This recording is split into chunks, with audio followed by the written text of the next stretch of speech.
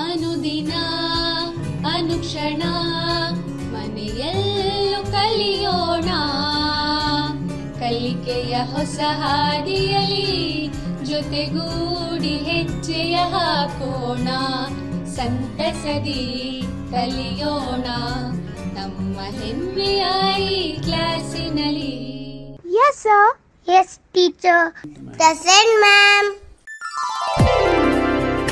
औज़ुबिल्लाहि मिनश्शैतानिर्रजीम बिस्मिल्लाहिर्रहमानिर्रहीम अस्सलामु अलैकुम वरहमतुल्लाहि वबरकातुहू।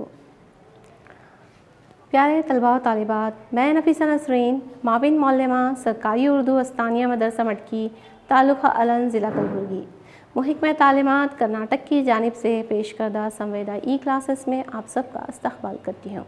आज हम पढ़ेंगे जमात चाहरुम के लिए मज़मून उर्दू अदब सबक बदन की सफाई का बकिया हिस्सा सेशन 2। तो बच्चों, सबक शुरू करने से पहले हम करेंगे इयादा। इयादा यानी पढ़े गए सबक को दोहराना। तो सबक को दोहराएंगे हम सवालात व जवाबात के ज़रिए। मैं सवाल करूँगी और आप जवाब देंगे। तो चलिए सवालात करते हैं।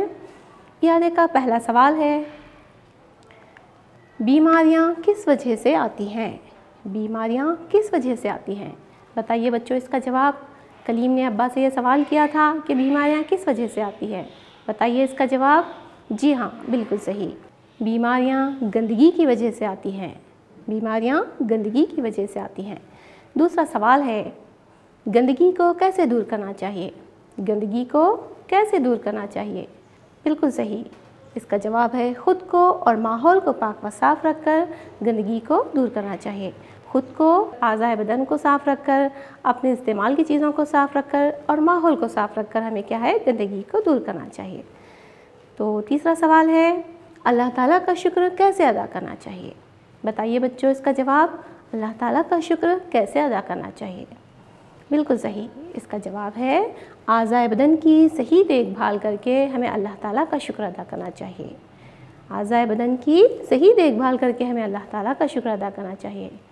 बच्चों, अल्लाह ताला का शुक्र अदा करने का बेहतरीन तरीक़ा है अल्लाह ताला की इताअत व फरमाबरदारी करना, यानी आज़ाए बदन को ऐसे कामों में इस्तेमाल करना जिसे अल्लाह ताला पसंद करते हैं और ऐसे कामों से बचाना जिसे अल्लाह ताला नापसंद करते हैं। ये अल्लाह ताला का शुक्र अदा करने का बेहतरीन तरीक़ा है। तो यादे के बाद मैं आपको एक छोटी सी नज़्म दिखाऊंगी। पेश है नज़्म सफ़ाई। सफ़ाई से हर चीज़ आए जा, सफ़ाई बढ़ाती है हर शय की शान, सफ़ाई से लगता है अच्छा बदन, सफ़ाई बनाती है घर को चमन चमन, सफ़ाई से बर्तन रहे आबदा, सफ़ाई से सोने पे आए चमन, सफ़ाई से लोहे में आए दमक, सफ़ाई से बीमार हो तन, सफ़ाई बनाती है काबिल को चुस्त, सफ़ाई न हो तो इबादत न हो, सफ़ाई बढ़ाती है ईमान को, घरों में जो अपनी सफ़ाई रखे तो बीमारियां दूर उनसे रहे। तो बच्चों, कैसी लगी आपको नज़्म? अच्छी थी ना? क्या देखा आपने इस नज़्म में? जी हाँ, इस नज़्म में सफ़ाई की अहमियत बताई गई है। ये बताया गया है कि न सिर्फ इंसान बल्कि हर चीज़ की चमक दमक, रौनक और निखार सफ़ाई से है। चाहे वो जेवर हो या कपड़ा, मकान हो या बर्तन, हर चीज़ की चमक दमक और रौनक और निखार क्या है? सफ़ाई से है। सफ़ाई से काहिली दूर होती है, इंसान चुस्त होता है, सफ़ाई से ईमान मजबूत होता है और सफ़ाई से हम बीमारियों से महफूज रहते हैं, सेहतमंद रहते हैं। तो बच्चों, पिछले सबक में भी हमने पढ़ा था कि इस्लाम में सफ़ाई को बड़ी अहमियत हासिल है। अल्लाह ताला पाक है और पाक व साफ़ रहने वालों को पसंद करता है। सफ़ाई से जिस्म तंदुरुस्त रहता है, हम बीमारियों से महफूज रहते हैं। हम जिस जगह रहते हैं हमें उस जगह की सफ़ाई का भी ख्याल रखना चाहिए। अगर हमारे घर, गली और मोहल्ले साफ़ होंगे तो हम सब सेहतमंद रहेंगे। तो बच्चों, अब हम बढ़ते हैं सबक के जानिब, यानी सबक का बकिया हिस्सा। तो जैसे कि आप सभी जानते हैं, हमारा सबक है सबक नंबर 4, बदन की सफ़ाई का बकिया हिस्सा, सफ़ा नंबर 19। इस सबक में 4 किरदार हैं। यह आप जानते ही हैं, पहले सबक में भी मैंने बताया है कि इस सबक में 4 किरदार हैं। किरदार यानी वो लोग जो इस सबक में हैं, जैसे डोरेमोन सीरियल में नोबिता है, सुजुका है, जियान है। ये क्या है? उस सीरियल के किरदार हैं। ठीक इसी तरह इस सबक के किरदार कौन है? अब्बा, अम्मी, कलीम और आबिदा, ये इस सबक के किरदार हैं। यह सबक मुकालिमों के ज़रिए पेश किया गया है। मुकालिमे यानी आमने सामने बैठकर किसी ख़ास मौजू पर एक दूसरे से बातचीत करने को मुकालिमे कहते हैं। अब मैं इन मुकालिमों को, इस सबक को बुलंद आवाज़ से पढ़ूंगी। आप लोग तहरीर पर उंगली रखते हुए सबक को गौर से सुनेंगे और समझने की कोशिश करेंगे। तो चलिए शुरू करते हैं सबक बदन की सफ़ाई का बकिया हिस्सा। सर के बाल तेल डालने और कंघी करने से अच्छे लगते हैं और तंदुरुस्त भी रहते हैं। बिखरे हुए बाल किसी को भी अच्छे नहीं लगते। दांत हमारे लिए किस कदर ज़रूरी हैं जानते हो? आबिदा ने कहा, जी हम सब मूंगफली, चने, रोटी वगैरह तो दांतों से ही चबाकर खाते हैं और आइसक्रीम, टॉफ़ी भी। कलीम ने कहा, हाँ बच्चों, देखो ये सब खाने के बाद इनके ज़र्रात हमारे दांतों में रह जाते हैं और सड़न पैदा करते हैं, जिससे हमारे मुंह में बदबू पैदा होती है और सेहत भी ख़राब होती है। इसलिए हमें ब्रश, मिसवाक या मंजन से दांतों को साफ़ भी करना चाहिए, जिससे दांत साफ़ भी रहेंगे और सेहतमंद भी। इसी तरह हाथों को भी साफ़ सुथरा रखना चाहिए, क्योंकि खेल कूद या लिखते पढ़ते वक्त हमारे हाथों पर गर्द जमती है और नाखून में तो मैल बैठ ही जाता है। हर हफ्ते नाखून तराशने से इनमें गंदगी नहीं रहती। इसके साथ हम जब भी मुंह धोते हैं तो नाक भी साफ़ कर लेना चाहिए। और हाँ, हम जो कपड़े पहनते हैं वो भी साफ़ सुथरे होने चाहिए। तो अब बताओ बच्चों, आपको किन किन बातों का ख्याल रखना है? आबिदा ने कहा, जी अम्मी, हमको साफ़ सुथरे रहना चाहिए, दांतों और हाथों की सफाई करनी चाहिए। कलीम, और हमें अपने बालों का ख्याल रखना है और कपड़े भी साफ़ सुथरे। और देखो, रोज़ाना दांत और आँख की सफाई के साथ नहाना चाहिए। वाह, शाबाश, बहुत अच्छे। तो बच्चों, ये था सफ़ा बदन की सफाई का बकिया हिस्सा। अब हम इस सबक में आए हुए नए अल्फाज के मानों को पढ़ेंगे और समझेंगे। तो अल्फाज के माने हैं टॉफ़ी। टॉफ़ी यानी चॉकलेट्स। चॉकलेट से तो आप सभी बच्चे बखूबी वाकिफ़ हैं। चॉकलेट कुछ और नहीं, टॉफ़ी ही है।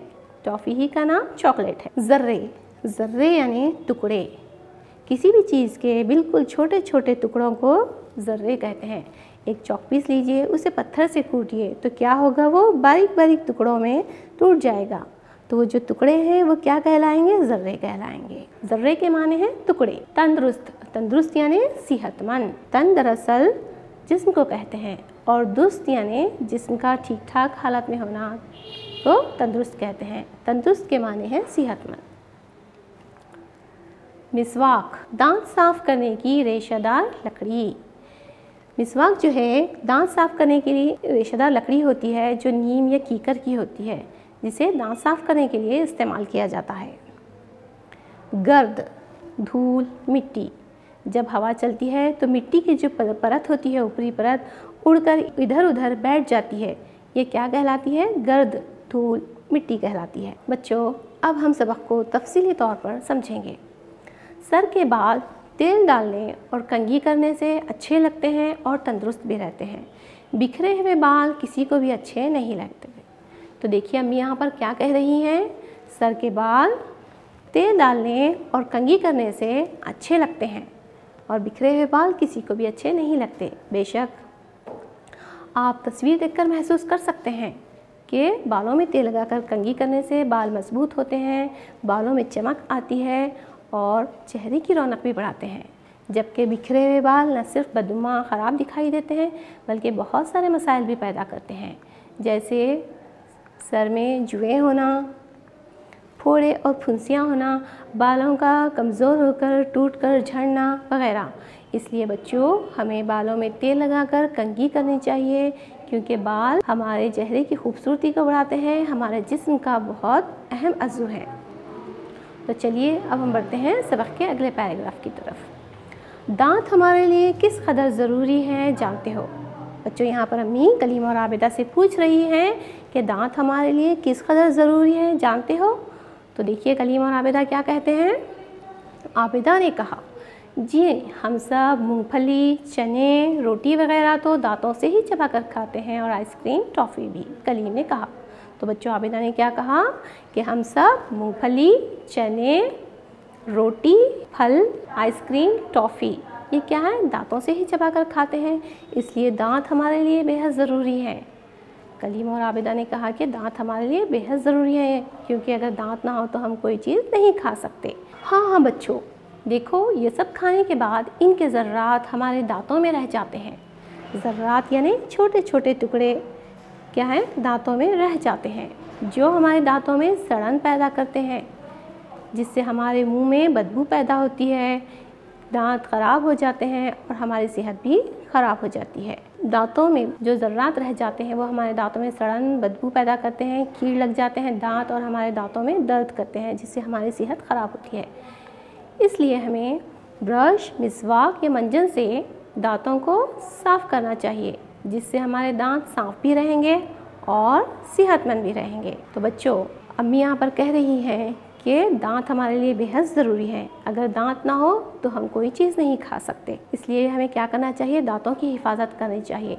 दांत हमें सिर्फ ज़िंदगी में 2 मरतबा हासिल होते हैं। एक बचपन में जो दूध के दांत कहलाते हैं, जो 7 या 8 साल की उम्र में गिर जाते हैं। उसके बाद जो दूसरे दांत आते हैं वो मुस्तकिल दांत कहलाते हैं, जो गिर जाएं या ख़राब हो जाएं तो वापस नहीं हासिल होते। इसलिए हमें क्या है, उन्हें लंबे अरसे तक कायम रखने के लिए उनकी हिफाजत करनी चाहिए। कैसे करें हम उनकी हिफाजत, मैं आपको बताती हूँ। दांतों की हिफाजत के 3 अहम तरीक़े हैं। पहला तरीक़ा है मिठाइयाँ और चॉकलेट्स कम खाना है, और ज़्यादा ठंडी या ज़्यादा गर्म चीज़ें भी नहीं खानी है, इससे हमारे दांतों को नुकसान होगा। दूसरा अहम काम जो हमें दांतों की हिफाजत के लिए करना है वो है हर खाने के बाद अच्छी तरह कुल्ली करनी चाहिए, क्योंकि जब हम कोई चीज़ खाते हैं तो उसके ज़र्रात हमारे दांतों में रह जाते हैं, जो सड़न और बदबू पैदा करते हैं। बाज़ वक्त ये हमारे जिस्म के अंदर भी दाखिल होते हैं और पेट दर्द वगैरह जैसी बीमारियां पैदा करते हैं। इसलिए हमें क्या करना चाहिए, हर खाने के बाद अच्छी तरह कुल्ली करनी चाहिए। और तीसरा अहम काम जो हमें करना है, ब्रश, मिसवाक और मंजन से अपने दांतों को दिन में 2 मरतबा साफ़ करना है। कितने मरतबा साफ़ करना है, 2 मरतबा साफ़ करना है, जिससे हमारे दांत साफ़ रहेंगे और सेहतमंद भी रहेंगे। बच्चों ये जो मिसवाक है ये नीम और कीकर की एक किस्म की लकड़ी होती है, जिसके सिरे पर रेशे होते हैं, जो दांत साफ़ करने के लिए इस्तेमाल की जाती है। मिसवाक इस्तेमाल करना सुन्नत रसूल सल्लल्लाहु अलैहि वसल्लम है। सुन्नत यानी वो काम जिसे आप सल्लल्लाहु अलैहि वसल्लम ने किया है और कहा है सुन्नत कहलाता है। और आप सल्लल्लाहु अलैहि वसल्लम ने वो जो भी काम किया है वो अल्लाह के हुक्म से किया है, और अल्लाह ताला ने आपको जो भी हुक्म दिया था वो हम इंसानों को सिखाने के लिए था, हमारे लिए नमूनतन था। इसलिए हमें भी मिसवाक इस्तेमाल करना चाहिए, क्योंकि मिसवाक के बहुत फ़ायदे हैं। मिसवाक इस्तेमाल करने से न सिर्फ दांत साफ़ होते हैं, मुंह पाकीज़ा होता है, बल्कि बलगम दूर होता है, आँखों की रोशनी तेज़ होती है, हाफ़िज़ा तेज़ होता है, खाना हज़म करने की सलाहियत अच्छी होती है। इसलिए हमें मिसवाक दिन में 1 मरतबा ज़रूर इस्तेमाल करना चाहिए।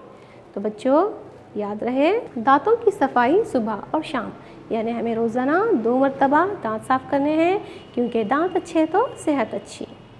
चलिए बढ़ते हैं अगले पैराग्राफ की तरफ। देखिए अम्मी क्या कह रही हैं। इसी तरह हाथों को भी साफ़ व सुथरा रखना चाहिए, क्योंकि खेल कूद या लिखते पढ़ते वक्त हमारे हाथों पर गर्द जमती है और नाखून में तो मैल बैठ ही जाता है। बच्चों यहाँ पर अम्मी कह रही हैं कि हम रोज़ाना गुस्ल करने के बावजूद भी जब हम खेलते कूदते हैं, लिखते पढ़ते हैं या कुछ भी कामकाज करते हैं तो उस दौरान क्या है, हमारे हाथों पर धूल, मिट्टी, गर्द और जरासीम लग जाते हैं। जरासीम तो हमें सादा आँखों से दिखाई नहीं देते, तो धूल, मिट्टी, गंदगी और जरासीम को दूर करने का सबसे आसान तरीक़ा है हाथ धोना। लेकिन पानी से हाथ धोना काफ़ी नहीं है, साबुन या हैंड वॉश का इस्तेमाल करना ज़रूरी है और 20 सेकंड तक हाथों को धोना ज़रूरी है। हाथ धोने की आदत से हम खुद को और अपने ख़ानदान को बीमारियों से महफूज रख सकते हैं। तो इसलिए हम देखेंगे कि हमें हाथ कब कब धोना है और कैसे धोना है। यहाँ पर देखिए तस्वीर में हमें हाथ कब कब धोने हैं। हमें हाथ धोना है बैतुल खला इस्तेमाल करने के बाद, हमें हाथ धोना है खाना खाने से पहले, हमें हाथ धोना है खाना पकाने से पहले, हमें हाथ धोना है छोटे बच्चों को खाना खिलाने से पहले और हमें हाथ धोना है छोटे बच्चों की सफाई के बाद। आइए एक बार फिर से हम हाथ कब कब धोना है देखेंगे। हाथ धोने के अहम औक़ात। हाथ धोना है खाना तैयार करने से पहले, इसके दौरान और बाद। हमें हाथ धोना है खाना खाने से पहले और बाद में। हमें हाथ धोना है घर पर किसी ऐसे फ़र्द की देखभाल करने से पहले और बाद जिसे दस्त या खैर हो रहे हों, यानी किसी भी मरीज़ की खिदमत करने के बाद हमें हाथों को अच्छी तरह धो लेना है। कटने या ज़ख़म का इलाज करने से पहले और बाद हाथ धोना है। हाथ धोना है बैतुल खला इस्तेमाल करने के बाद। हाथ धोना है बच्चे की सफाई करने के बाद। अपनी नाक साफ़ करने, खांसने या छींकने के बाद भी हमें हाथों को अच्छी तरह धो लेना है। किसी पालतू जानवर की ग़िज़ा या जानवरों का फुजला छूने के बाद हमें हाथों को धो लेना है। ये तो हो गया हाथ हमें कब कब धोना है। अब हम देखेंगे कि हमें हाथ कैसे धोना है। बच्चों, हाथों को अगर सही तरीके से ना धोया जाए तो जरासीम हमारे हाथों में ही रह जाते हैं, इसलिए हमें हाथों को सही तरीके से धोने का अमल सीखना चाहिए। आइए देखते हैं हमें हाथ कैसे धोना है। हाथ धोने के 7 मरहले हैं। सबसे पहला मरहला है हथेलियों को आपस में रगड़ें, यानी अपने हथेलियों को किसी बहते पानी से नल के नीचे भिगोएं, उसमें हैंड वॉश या साबुन लगाकर हथेलियों को आपस में इस तरह से रगड़ना है। दूसरा मरहला है दाईं हथेली बाएं हाथ की पुश्त पर और बाएं हथेली दाएं हाथ की पुश्त पर। दाईं हथेली बाएं हाथ की पुश्त पर यानी पीछे के हिस्से पर और बाएं हथेली दाएं हाथ की पुश्त पर मलें, ताकि जो जरासीम और गंदगी हाथ के पीछे है वह दूर हो जाए। तीसरा मरहला है उंगलियों को आपस में जोड़कर हथेली से हथेली मलें। इस तरह उंगलियों को आपस में जोड़कर हथेली से हथेली मलना है, ताकि जो उंगलियों के दरमियान जो गंदगी है वो दूर हो जाए। चौथा मरहला है बाएं हाथ की जोड़ी हुई उंगलियों को दाएं हथेली से घुमाकर रगड़ें।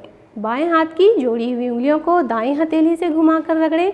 इसी तरह दूसरे हाथ को, यानी बाएं हाथ की जोड़ी हुई उंगलियों को दाएं हथेली में हमें इस तरह घुमाकर रगड़ना है। फिर इसी तरह दाएं हाथ की जोड़ी हुई उंगलियों को बाएं हथेली में घुमाकर रगड़ना है। पांचवा मरहला है दाएं अंगूठे को बाएं हथेली से घुमाकर रगड़ें। इसी तरह दूसरे हाथ को दाएं अंगूठे को बाएं हथेली से घुमाकर रगड़ना है। फिर इसी तरह बाएं अंगूठे को दाएं हथेली से घुमाकर रगड़ना है। छठा मरहला है बंद उंगलियों की पुश्त को हथेली के साथ रगड़ें। इस तरह बंद उंगलियों की पुश्त को हथेली के साथ रगड़ना है, ताकि जो जरासीम नाखूनों के सिरे पर हैं वो दूर हो जाएं। फिर इसी तरह बाएं हाथ की बंद उंगलियों की पुश्त को दाएं हथेली में रखकर रगड़ना है।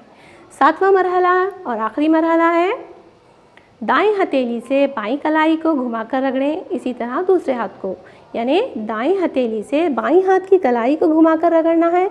इसी तरह बाईं हथेली से दाएं हाथ की कलाई को घुमाकर रगड़ना है। ये थे हाथ धोने के 7 मरहले। तो बच्चों, उम्मीद है आप लोगों ने 7 मरहलों को बखूबी सीख लिया होगा।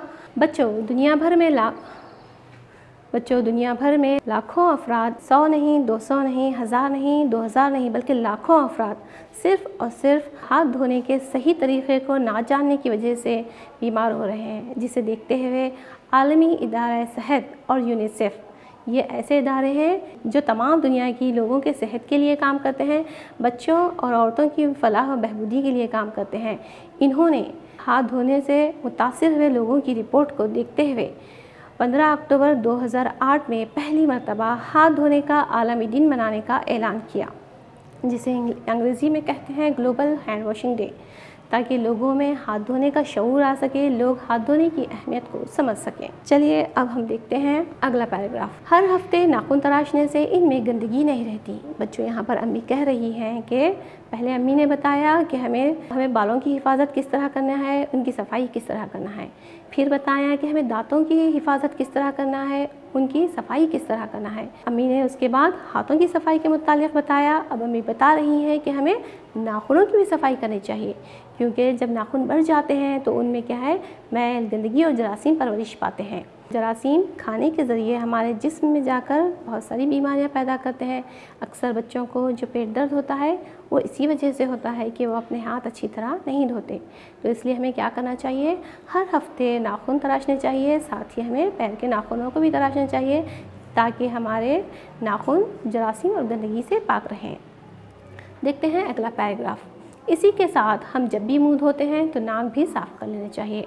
अब अम्मी कह रही हैं कि हम जब भी मुंह धोते हैं नाक भी साफ़ कर लेना चाहिए, क्योंकि हवा में धूल, मिट्टी और जो जरासीम होते हैं वो जब हम सांस लेते हैं तो नाक के ज़रिए हमारे जिस्म में दाखिल होते हैं।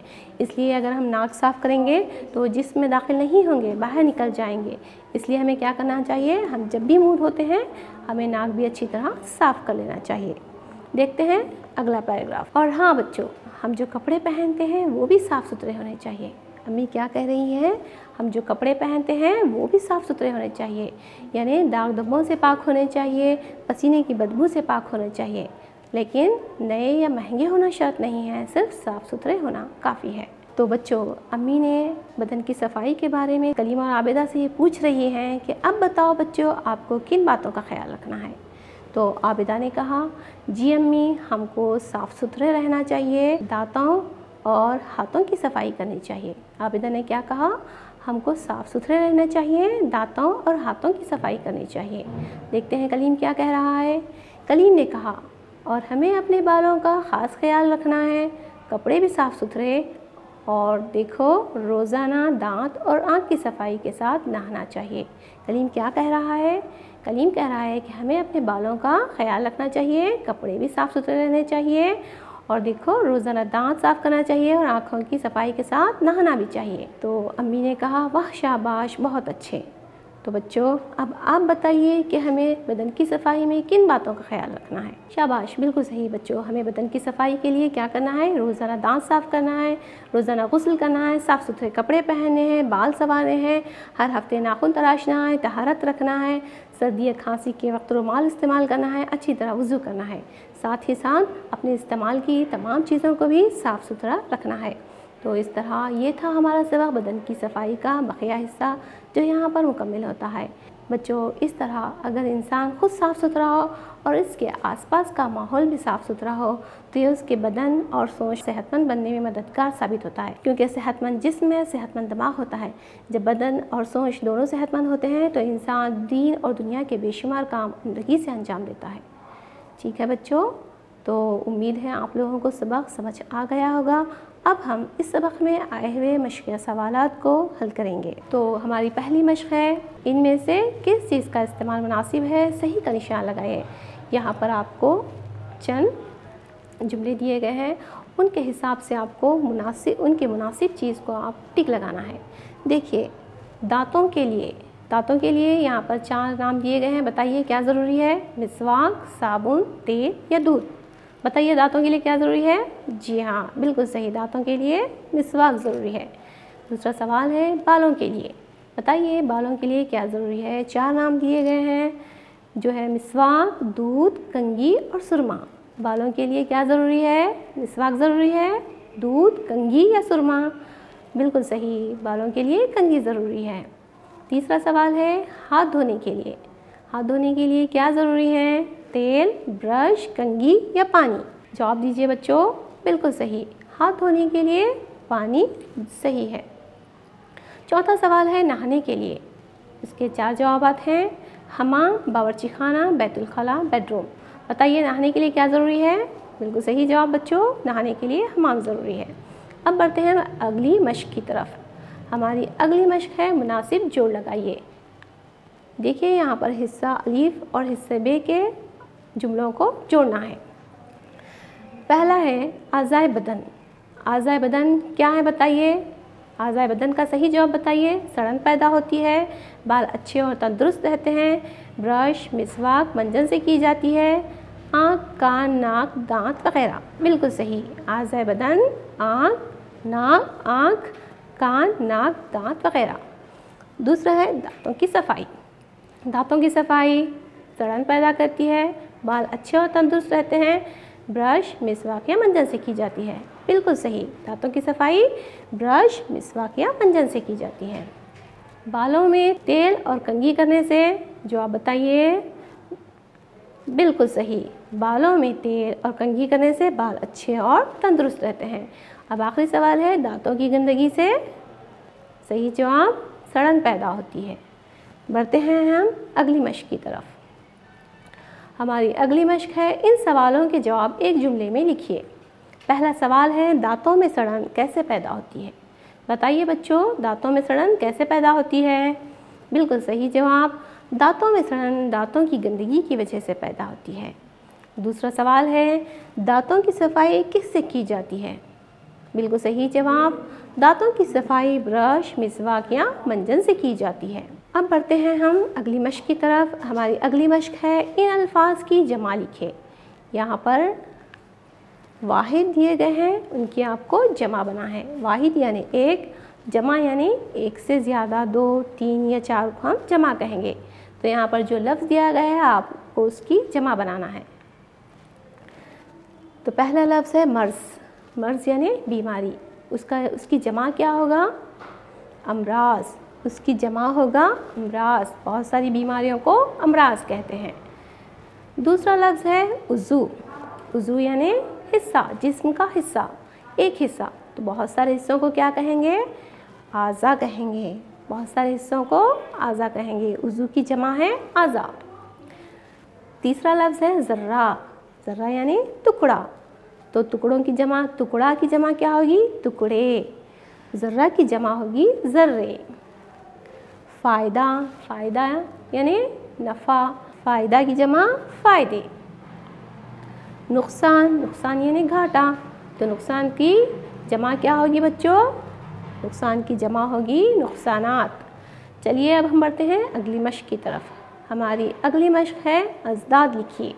अज़दाद जमा है ज़िद की। ज़िद यानी जो यहाँ पर आपको लफ्ज़ दिया जाएगा उसके आप उल्टे मायने देने वाला लफ्ज़ तलाश करके लिखना है। जैसे कि दिन कहेंगे तो रात, लड़का कहेंगे तो लड़की, अंदर कहेंगे तो बाहर। इसी तरह यहाँ पर जो लफ्ज़ दिए हैं आप उसके ज़िद लिखना है। पहला लफ्ज़ है मरीज़ यानी बीमार, तो उसकी ज़िद क्या होगा? सेहतमंद। शाबाश। दूसरा लफ्ज़ है सफाई। बताइए सफाई की ज़िद क्या होगी? बिल्कुल सही, सफाई की ज़िद है गंदगी। तीसरा लफ्ज़ है नुकसान। नुकसान यानी घाटा, इसकी ज़िद क्या होगी? फ़ायदा। बिल्कुल सही। चौथा लफ्ज़ है बीमार। बीमार की ज़िद क्या होगी बच्चों? सही जवाब है बीमार की ज़िद तंदुरुस्त। हमारा आखिरी लफ्ज़ है अच्छा। अच्छा, अच्छा की ज़िद क्या होगी? अच्छा की ज़िद है बुरा। अब हम बढ़ते हैं अगली मश्क की तरफ। हमारी अगली मश्क है, ये जुमले किसने किससे कहे। आपको बताना है कि यहाँ पर जुमले दिए जाएंगे, आपको बताना है कि ये जुमला किसने किससे कहा। पहला जुमला है, देखो आज की खबर। बताइए ये जुमला किसने कहा? बिल्कुल सही जवाब बच्चों, ये जुमला आबिदा के अब्बा ने आबिदा की अम्मी से कहा। दूसरा जुमला है, ये बीमारी किस लिए आती है। बताइए ये जुमला किसने कहा था? बिल्कुल सही, ये जुमला कलीम ने अब्बा से कहा। तीसरा सवाल है, और आइसक्रीम और टॉफ़ी भी। बताइए ये जुमला किसने किससे कहा? बिल्कुल सही, ये जुमला भी कलीम ने अम्मी से कहा था। अब हम बढ़ते हैं अगली मश्क की तरफ। तो अब है आप लोगों के लिए घर का काम, यानी आपको होमवर्क दिया जाएगा। होमवर्क का सवाल है, अपने बड़ों की मदद से जिस्म के अंदरूनी आज़ा की फहरिस्त बनाइए। बच्चों, जिस तरह जिस्म के बैरूनी आज़ा होते हैं जिसके बारे में हमने इस सबक में पढ़ा है, ठीक इसी तरह हमारे जिस्म के अंदर भी आज़ा होते हैं। उनके मुतालिक आप अपने बड़ों से पूछकर उनकी लिस्ट बनाइए, उन आज़ा की फहरिस्त बनाकर लाइए। तो हमारा सबक बदन की सफाई यहाँ पर मुकम्मिल होता है। अपने होमवर्क और तमाम मशकों को खुशखत लिखिए, दिल लगा कर पढ़िए और सेहत का ख्याल रखिए। खुदा हाफिज़।